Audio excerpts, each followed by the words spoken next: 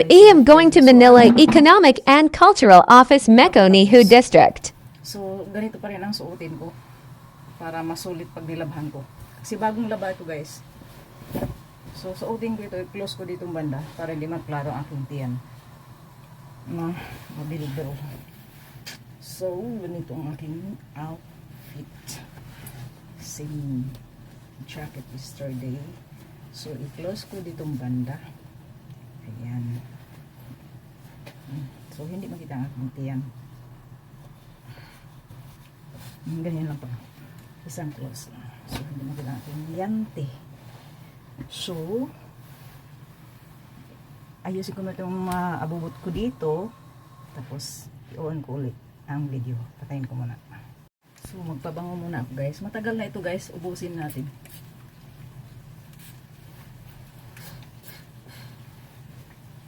Kasi hindi naman ito maubos guys kung hindi natin gamitin.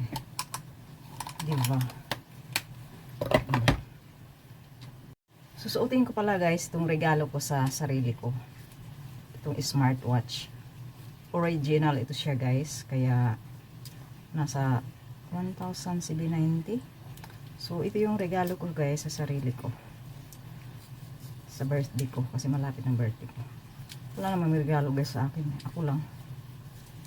So, hindi ko alam kung saan pumaya to? Lumuag.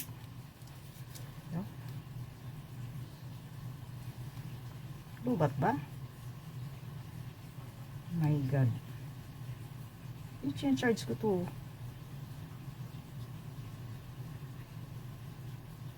Nalulubat ba siya kahit di ginagamit? So, buhay pala guys. Ayan. So, napatayin ko muna. So, nakalabas na kami ng house guys. Ito pa sa alaga ng pintuan. So, yan ang aking outfit. Pero, uy, bali yung sapatos ko guys. Hindi pa ako nakalayo guys ng lalakad. Masakit sa paa. Luluagan ko siya doon sa may taxi. Masakit siya doon banda sa sa may bakal mo. So pagdating doon guys sa labas, patayin ko to siya. Kasi yung tingnan ko yung Miko. Picture na Miko.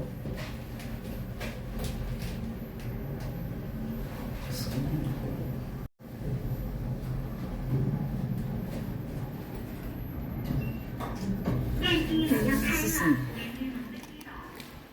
hala, uy, hindi pa nga ako nakaano guys. Ganun bulaklak. Hindi pa nga ako nakalayo. So, pagdating nga doon guys sa may sa taxi area, patayin ko siya. Kasi, tingnan ko yung address na Miko. Please follow me and I will follow you back. Mamaya. Wala, uy, masakit talaga guys. Bago ito na shoes. Ngayon ko lang suotin kasi paano naman masira guys kung hindi ko susuotin. Diba? So, yan is taxi area.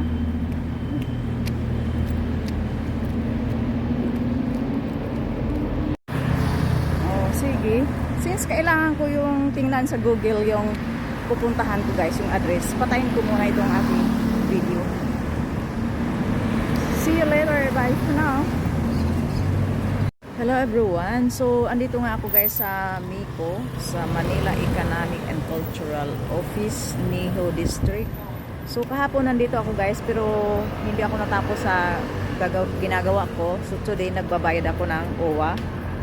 Tinanong ako kasi bakit daw hindi ako active magbayad. Sabi ko, sa dati kong amo, hindi ako basta-basta maka-day off. So ngayon, nandito na ako sa Taipei, sabi ko makaka-day off na ako. So ito nga, ayan guys, sa likod ko, yan yung Manila Economic and Cultural Office. So ngayon guys, uuwi na ako. Hindi ko may taxi. Sabi ko, ay, hindi pala pwede kasi hindi ko pa nakuha yung address ko dito. So puputulin ko na itong video guys. Thank you so much once again for watching and please follow me. Bye for now. Hello guys, good morning. So ipakita ko sa inyo guys yung niluto ko na tofu pancake. So, masarap siya guys. Masarap. Yung tofu na piliin nyo guys, yung smooth tofu para hindi siya buo-buo pag dinurog. Ayan, masarap. Ito na natira. Maraming kinain yung dalawang bata. Humaba na yung ano ko guys, yung eyebrows ko. Nagugros natamad ako mag-trim. Sarap. Tapos, merong avocado. Merong avocado guys. Bukas gawin ko siya ng avocado pancake. Tamang-tama may avocado, overripe na.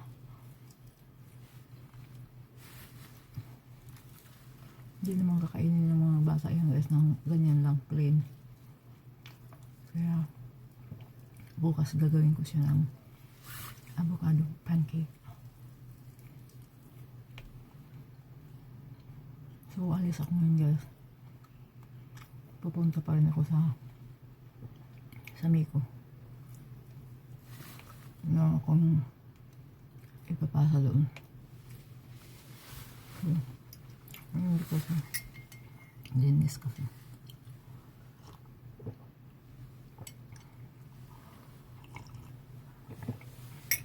Ang sarap.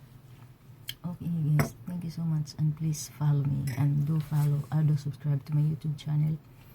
On my profile guys, there's YouTube. You can press on it and you will get to my channel. Thank you once again and bye for now.